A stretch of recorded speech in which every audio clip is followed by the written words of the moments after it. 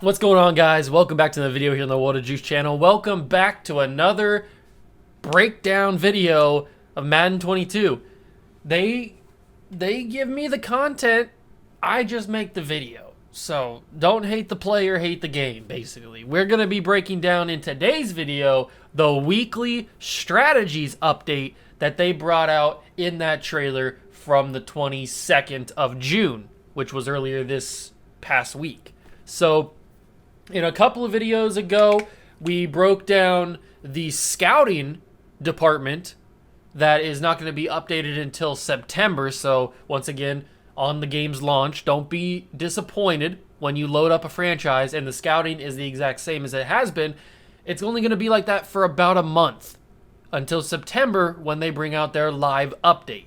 So, and I don't know if you guys are wondering why I use quotes when I say live updates and stuff. That's only because I'm not sure how live it's going to be, how in-depth it's going to be. I don't know. So I just use the quotes just in case. So I don't know. But in today's video, we are going to be breaking down the weekly strategies portion of this trailer that they released on the 22nd. So let's get straight into it. Let me put these headphones on. I don't really need the headphones, but it's okay. Let's play it here. Weekly strategy and dynamic game day integration. Each week in the NFL presents a new challenge for players, coaches, teams, and fans. Weekly strategy in Madden 22 is designed to mimic the dynamic environment while offering you the chance to confront and overcome various challenges in different ways. In essence, weekly strategy is really the core of your franchise experience. Who you play, where you play, and when you play all matter more than ever. Through next-gen stats and the dynamic game day integration, you'll be able to study your opponent's strengths and weaknesses with detailed statistical and play calling info. Manage your team's fatigue levels throughout the season by controlling practice intensity and reps between game days. Plus, you can assess your first half performance, make adjustments at halftime, and come out of the locker room better prepared for the second half. Because when game day happens, you can never be too ready. Here are some additional details on what you can expect to see in weekly strategy. NFL players, coaches, and GMs encounter. All right, so that is your weekly strategies portion of this trailer. Let's go break it down frame by frame. All right, so we got this one. The first little screenshot that they showed, we talked about this a little bit in our initial reaction to this full trailer. I talked about this a little bit. It is the defensive game plan for your team is the Kansas City Chiefs. That's the team that they chose. They're going up against the Tampa Bay Buccaneers, and they're taking a look at Ronald Jones II. And so you can see that, I don't know if this is just the beta overall for Ronald Jones, or this is actually what he's going to be in the game, but it says that he's a 79 overall. I wouldn't think that they'd have the overalls officially out yet, so this might just be something they threw out there. Maybe he'll be around to 79. Maybe he'll be like an 81, 82, something like that. I wouldn't expect him to be that high of an overall. But we've got him at a 79 overall. Next-gen stats are going to be a huge factor going forward in Madden. They brought them out the first time in Madden 21 Next-Gen. Obviously, PC players and PS4, Xbox One players did not get this feature, but it'll be back for next-gen consoles. So I'm hoping that with this game made specifically for next-gen consoles, I'm hoping that the gameplay along with the next-gen stats are just a little bit more crispy, a little bit more fluid, a little bit more clean. I don't know. We'll have to wait and see. But you can do a lot of stuff, it looks like, from these menus, from these defensive and offensive game plans. You can also take a look at team profiles. Excuse me.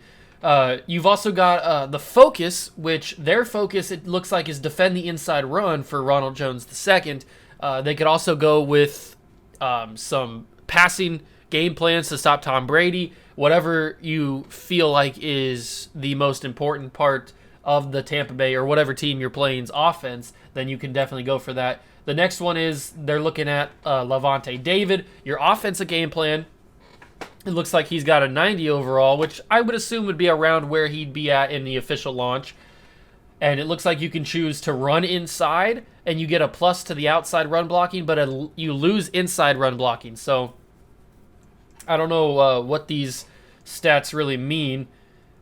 It tells you what their team stats are and where they rank in the league this season with these top threat things, where it says that their stats against the inside run, they're number 1 in yards, number 1 in yards per carry, number 4 in touchdowns, and number 13 in tackles for loss. So that's pretty cool. You can also go to play calling reports and check how many times their tendencies, how many times they call zone coverage during a game, which is 35%. They call man blitz is 15%. So it's just giving you a more in-depth look into a game, give you more immersion factor. We talked about this in the last video going over scouting.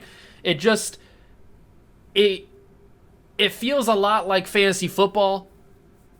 And I mentioned this in probably the scouting video and in the video breaking down the whole trailer. It feels like they're merging fantasy football and Madden into one game or one entity, and this is their version of fantasy football for franchise mode, which is a cool concept. I just hope that it works for them. Then we get to see who was that? That is, if I can get back to it, Shaquille Barrett. So you can take a look at individual players and build your game plan around the top players on that team. They've also got Carlton Davis over here. So, like, if you want to take a look at how good their top corner is against passing plays, deep passing plays, if he gets burned, if he does man coverage more, if he does zone coverage more, you just get to do a lot more in-depth stuff to make it feel like you actually matter during the game. This stuff actually matters during the game now. So that's pretty cool. It looks like they got him at 83. What they have Shaq Barrett at? 88. Okay. So then we get a little bit of gameplay. We also get this player health stuff. So we talked about this in the breakdown trailer, how Tyreek Hill probably won't be as effective because he's got really low fatigue. So he probably won't be out there very much or is playing at all, which is a big thing to know when you go into the game. So you can manage your players' health. You can choose to sit people probably. You can choose to play them, practice them. You can do all that kind of stuff. And it looks like it says, view your current injury, fatigue levels, and adjust practice reps to balance rest and recovery versus game preparation and XP. So the practice stuff is really interesting. It feels like to me that they're making practice matter more, because in previous versions of Madden franchise, you would just skip over practice unless you were like a really hardcore immersion kind of guy in franchise mode. You would just skip over practice and go right to the game. But this, it feels like you actually have to care about practice, because you can choose to give full first team reps to your starting quarterback, or you can choose to split the reps between starting quarterbacks and backup quarterbacks, or you can give all your reps, first team reps, to your backup to give them even more XP and help them develop. I brought up the example of the Packers and Aaron Rodgers and Jordan Love. If you want to give Aaron Rodgers no first team reps and let him sit because he's Aaron Rodgers and he doesn't really need to practice that much, then you can give all your first team reps to Jordan Love. Maybe that boosts up his XP and that boosts up his ability to grow and develop and make him a higher overall for when Aaron Rodgers is inevitably done in the league, or at least done on your team. Then you have a waiting quarterback ready to go. That's a high overall. So that's actually really cool. I like that idea. It makes practice matter more, and I think it's a good idea as long as it works for them. Obviously, that's the caveat for all of this. Then we get some gameplay here. We get the defensive gameplay and focus. I talked about this in the breakdown trailer as well. It looks like you get only a select amount of game plans. This one happens to be defend the inside run, defend the outside run, defend the short pass, the medium pass, the deep pass, and contain the QB scramble. I brought up the example of Lamar Jackson for the QB. Well, I didn't bring up the example. They show it in here. For QB scramble, Ronald Jones would be the inside run. If you're going up against a team like Seattle, you probably have to defend the deep pass with DK Metcalf. So it's just, it's a really good jumping off point. I know I say this all the time talking about Madden 22. It's a really good jumping off point. All of these are really good ideas. They bring more immersion into the game, but it's not going to mean anything when next season they don't add anything to this. If this is the exact same thing we get in Madden 23, then I'm not going to be happy. It's just stalling the game franchise. You got to build upon this. This is what they needed to do. They needed to add these game plans. They needed to add more attention to franchise, but if they don't build on this for next season, it's a moot point. So this is all really good stuff. It gives you a ton of new information. It gives you a ton of new stuff to immerse yourself in and to focus on, and it gives you more things to think about instead of just going into the game and cheesing the system. It gives you more things to actually think about during the game, which is really cool. I like that. And then there's the Lamar Jackson thing that I talked about right there. Then we got halftime adjustments. So I mentioned this also in the breakdown trailer. I don't know if they're going to make you skip this, or if they're going to have an option to skip this, or if you're going to have to adjust if you're losing, or if you're you need to make adjustments. I don't know if you have the option to skip. It doesn't really say on this screenshot if you get like unset and set. I don't know if you get an option to skip, because usually you skip halftime just to get right to the game, because nobody cares about halftime in Madden. Like, it's nothing. So maybe they're making more of an effort for people to watch halftime and then make adjustments if they need to. I mentioned this also in that video, that this might be a more important thing for online modes like Madden Ultimate Team or online franchises, because if you're playing against somebody that's a real person, it may matter more to adjust your game plan at halftime to counteract whatever is torching you during the first half. So that might be where this feature comes into handy. As long as you're able to skip it and you don't really need to watch this halftime stuff and you don't really need to make adjustments, then it's going to be a W of a addition. And then you got player health stuff. So definitely practice. Yeah, right here. Practice matters a lot. This says select this week's practice intensity for your offense. Choose full pads for the highest player XP and highest boosts. However, there's also a higher injury chance and less fatigue recovery. So, like I keep saying, this practice matters more now in Madden 22, and that's a huge W, because full padded practices are amazing. Like, this is something that should have been in the game a long time ago, and now it's back, and I'm happy about it. And it's, again, I keep reiterating this point, that it adds more immersion to the game, because in real life, players get hurt during practice. There's times when you go hard at practice and you tweak an ankle, or you pull a hamstring, or you do something, get a concussion even sometimes. So, I mean, this kind of stuff is good, as long as it's not crazy, as long as players aren't getting injured for the season or for long extended periods of time, like every single week. As long as it's not overkill, then this is going to be an absolute W. I like this addition. Then we move on. We got more halftime adjustments. This is just showing your training recap for practice and stuff. It looks like they split the reps between the three quarterbacks. We talked about Mecole Hardman having knee cartilage tear. It doesn't say how long he's out, but that is probably something that you're going to see a lot, is a lot of injuries like that. You get more halftime adjustment stuff. This looks like different. I don't know if, because the one we were just on was like a Saints halftime adjustments. Now this is the Kansas City Chiefs adjustments. So I don't know if it's different, like a different screen for a different team, or if it's just like this is a different situation or something. I don't know how that is. I didn't really catch that or anything. But you can change your game plan to run outside. If you're getting killed trying to run inside and they got a bunch of run stoppers, then you can switch at halftime to outside run. I don't know if you can switch during the half. I don't know if once you set this game plan, then you have to stick to it until halftime, or you have to stick to it to the end of the game. I'm not sure. I would hope not. I would hope you'd be able to make on-the-fly adjustments, but who knows? Who knows? I don't really know what they're going to do. And then they show Baker Mayfield throwing to, who was that he threw to? Was that Odell Beckham? Probably Odell Beckham.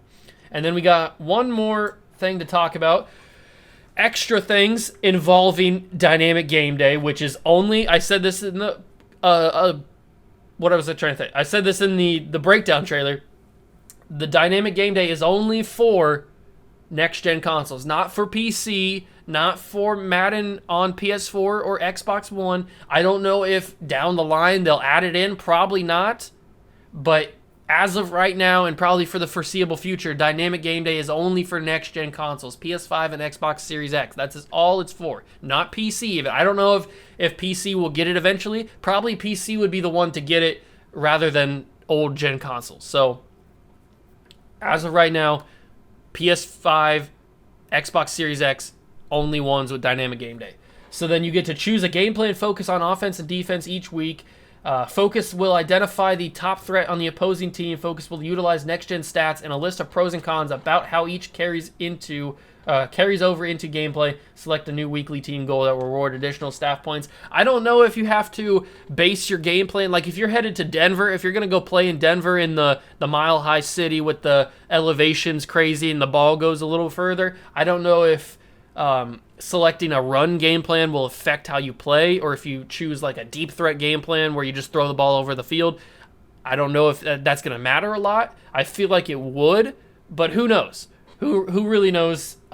It's really going to be interesting to see Dynamic Game Day in situations where you head to Seattle, because Seattle's known for having the 12th man, one of the loudest stadiums in the NFL, along with Kansas City. Kansas City has one of the loudest stadiums. I think they've even set records for having the loudest stadium in the United States. So those kind of situations are going to be key to really figure out how effective Dynamic Game Day is and how much of a W or an L Dynamic Game Day is. And that's all for the breakdown stuff.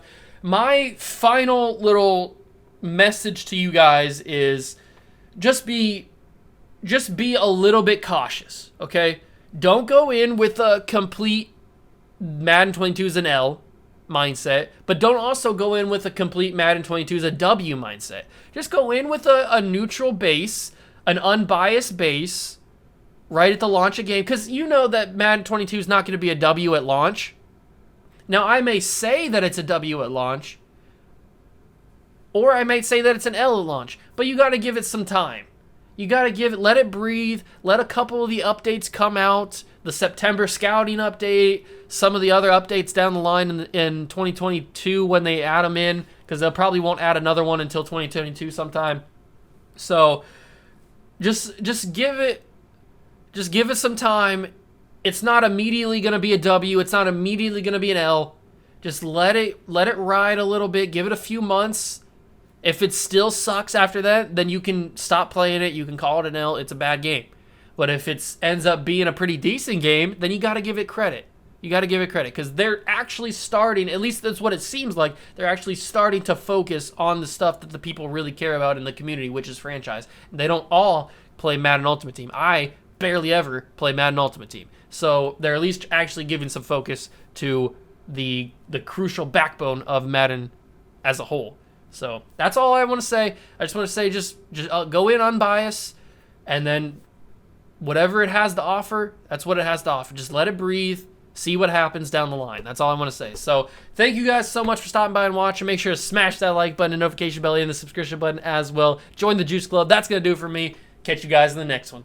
Peace.